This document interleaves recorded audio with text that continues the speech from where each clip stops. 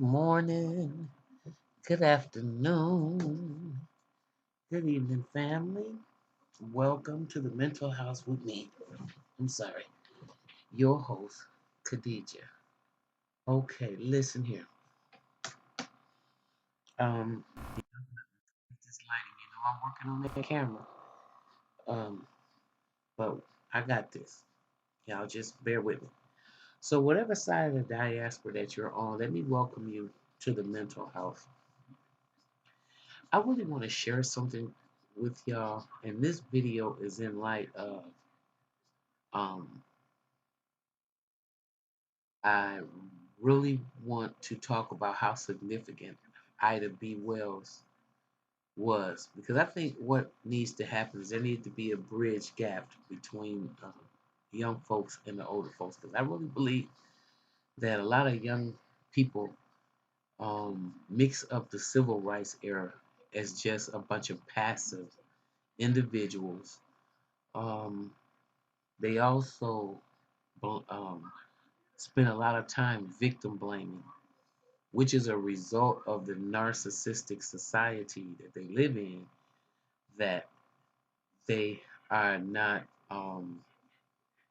truly aware, or I should say, maybe the flying, they're flying monkeys. We're flying monkeys to the aspect that we're blaming victims and almost putting ourselves in a situation where we're blaming ourselves because we can't get out of bondage, not accepting the fact that we're a captive people in a country that has built its whole legacy off of our backs. Now, if that is an acceptance for you, then you should appreciate the fact that you are able to even make a comment because of the people that went before you. And how dare you be so disrespectful as to shit on them, because any capacity that they try to fight injustice is the reason why you can sit behind a desk and be a Twitter finger keyboard is revolutionary. To say that black people should be doing this and we should be doing that, um, we're just as diverse as anybody else. Africa is spoke of as if it's one monolithic uh, country when there's over 50 something countries in Africa. So, which have very diverse beliefs, see liberation totally different, and we should give ourselves that same respect. Because, in my opinion, it is not my job to liberate black people. It is my responsibility to give them historical information and allow the God that I serve to liberate them. And when I say liberate, you cannot think about yourself as liberating a group. That is so egotistical, in my opinion, because once you are liberated in your thoughts, you're going to automatically do the right thing. And liberation starts from within, and then it comes out. It doesn't start from without and moves in. So when you become a whole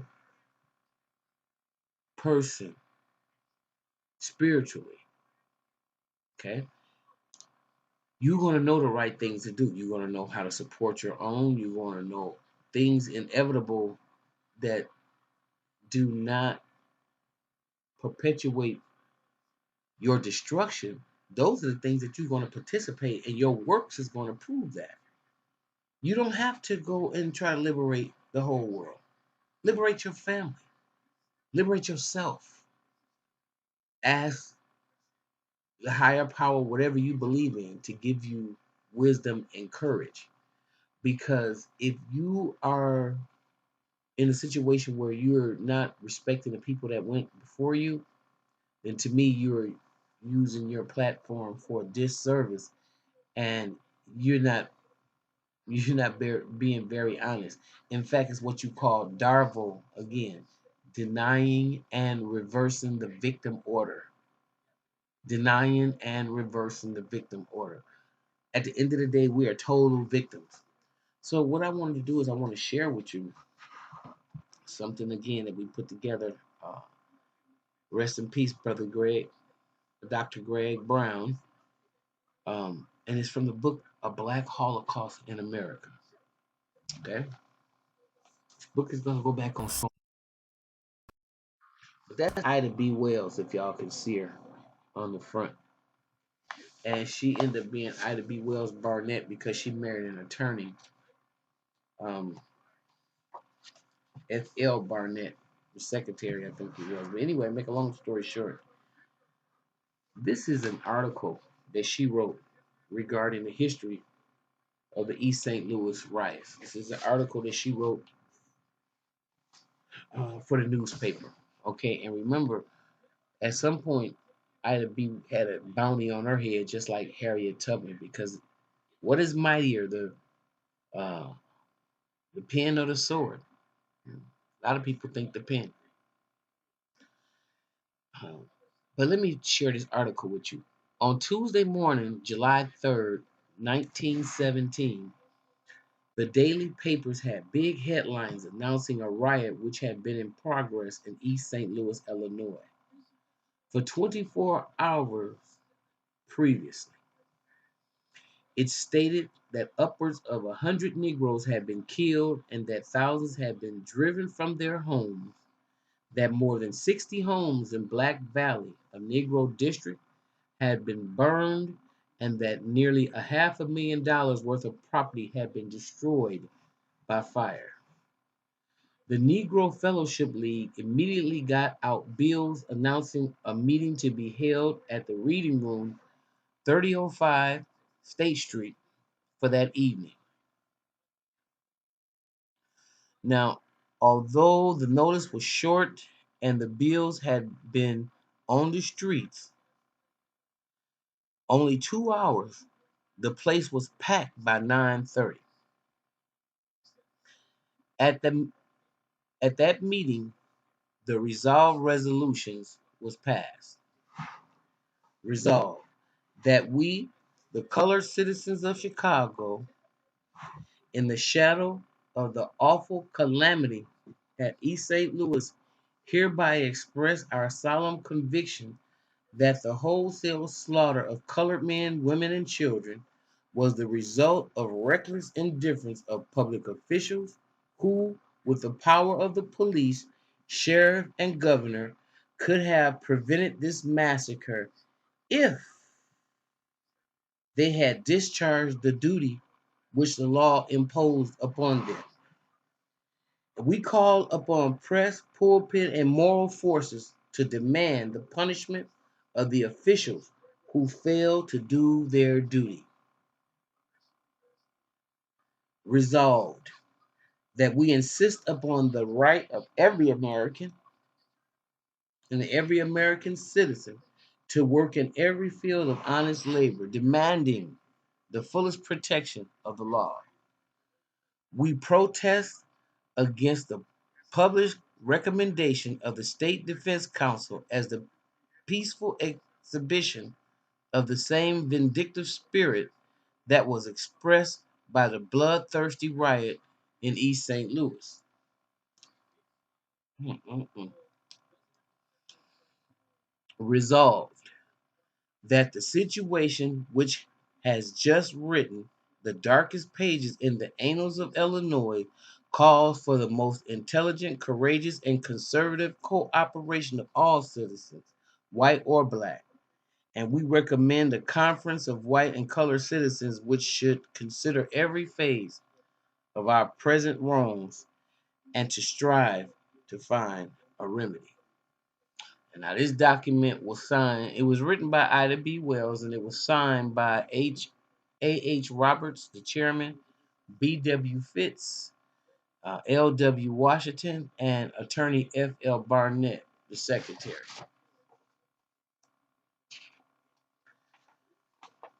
You know, what's amazing to me is, as I continue, is how much this sounds like today. But let me continue. These men all spoke to the resolution, and the daily papers gave good reports of their expressions the following morning. L.W. Washington voiced the opinion that not only uh, ought these resolutions be sent to the governor, Loudon, but that the president of the Negro Fellowship League should be the one to carry them to him. The idea was unanimously adopted, but as chairman of the meeting, I expressed the hope that whoever was sent should go to East St. Louis and get the facts and then take the same facts to the governor with the resolution. The audience agreed and quickly raised $8.65 toward paying for the expenses of the trip. Now, on Wednesday evening, July 4th, the writer took the train to East St. Louis, reaching there the next morning. They told me that the porters had been locked in the cars while the train passed through the town. But I felt that if the governor Loudon had been on the scene, also General Dickinson, together with 11 companies of militia, they certainly ought to have been able to get control of the situation in 48 hours of time. I found that I was correct in my surmise. No one molested me in my walk from the station to the city hall, although I did not see a single colored person until I reached the city hall building. I accosted the lone individual in soldier uniform at the depot, a mere boy with a gun, and I asked him if the governor was in town. He said no. He had gone to Washington the night before. I asked him how the situation was, and he said, "It's bad, just bad." I asked what was the trouble, and he said the Negroes won't let alone the whites. They killed 7 yesterday and 3 already this morning. It was only 7 o'clock in the morning, and I decided that he was lying. So said nothing more on that secret. I then asked him to show me um, General Dixon, where General Dixon was, and he directed me to the city hall. An interview with General Dixon followed, and he told me that it was perfectly safe to go about and get information that I had come in search of, and that he would be glad to send a guard with me whenever I got ready for it. He also promised that I had the opportunity to be present at the 10 o'clock meeting of the Chamber of Commerce and to have an interview with Mayor Molman. Um, Now, this is the show to put on, as usual. While awaiting at the city hall for General Dixon, a number of colored women came in bareheaded and with their clothing dirty. Hearing it was safe to do so, they had come back from St. Louis that morning where they had gone the day of the riot to get military escort to go to their homes to get some clothes. The Red Cross then ordered one of Swift's biggest motor trucks, put a soldier with a loaded gun in front of one on the back of the truck, with 30 rounds of ammunition each, and told the women to get in and go to their homes and get whatever stuff they needed right away, and they could. I went with him, and in that way went inside a dozen of their 3 or 4 room houses and saw the mob's work of destruction. In every case in the houses, they had been fired from the rear. As soon as the occupants came out, they were shot or beaten. In most of the homes in which I went, the inmates had gone before the mob got there.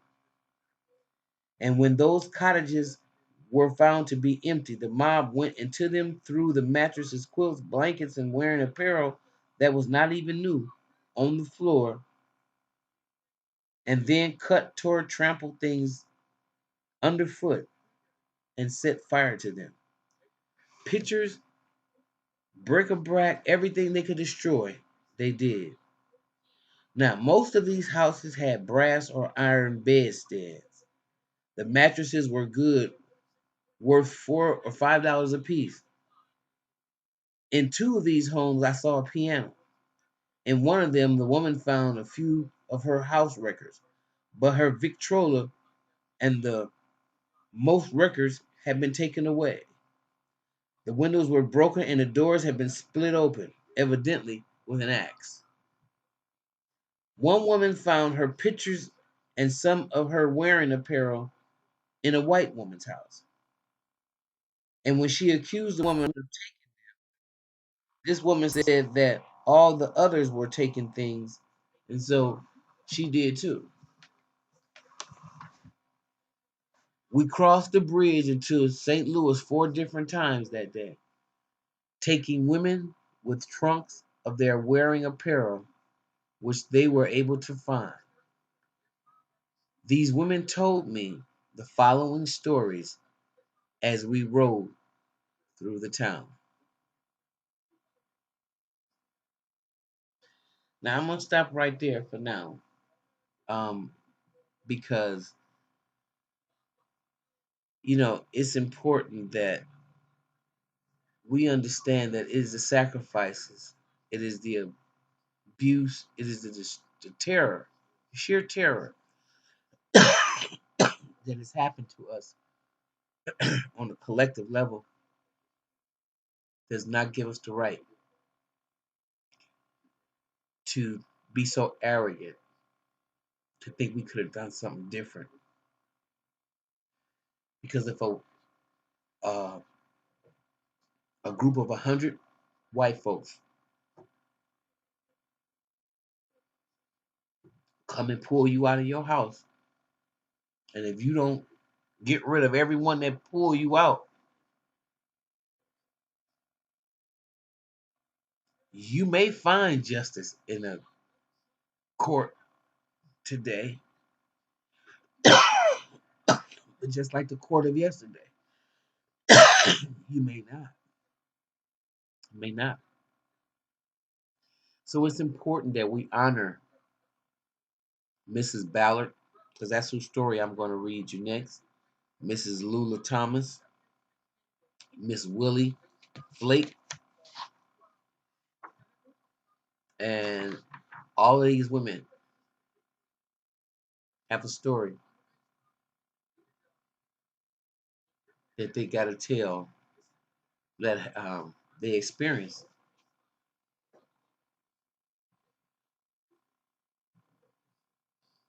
in the Holocaust in Black America and in East St. Louis race riots.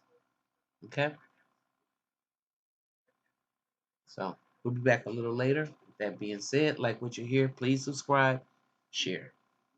And I'll see you next time in the mental house. Bye bye.